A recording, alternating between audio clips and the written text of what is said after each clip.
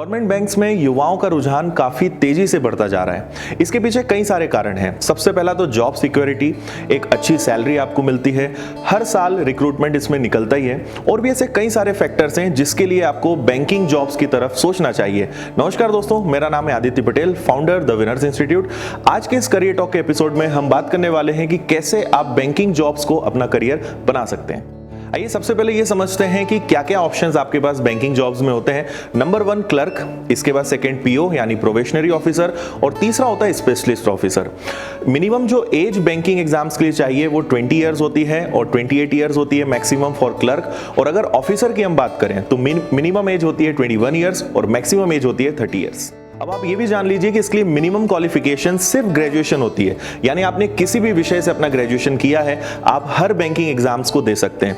सबसे खास बात बैंकिंग एग्जाम्स की ये है कि हर साल 10 से 15 अलग अलग एग्जाम्स होते हैं, जैसे स्टेट बैंक ऑफ इंडिया हो, आईबीपीएस हो, रीजनल रूरल बैंक्स, आरआरबीज हो, एलआईसी, आरबीआई, ऐसे कई सारे एग्जाम्स हैं जो हर साल होते हैं और आपके पास किसी भी एक साल में बहुत सारे करियर ऑप्शंस होते हैं। साथ ही आपको ये भी जानना चाहिए कि इसकी जो सैलरी है, अगर हम क्लर्क की बात करें तो एक मिनिमम सैलरी अराउंड 25 to 30,000 होती है, वहीं ऑफिसर की जो सैलरी है वो लगभग 50,000 to 60,000 होती है, और ये बैंक्स पर और सिटी पर भी डिपेंड करता है। अब हम ये जान लेते हैं कि इसकी प्रोसेस क्या होती है।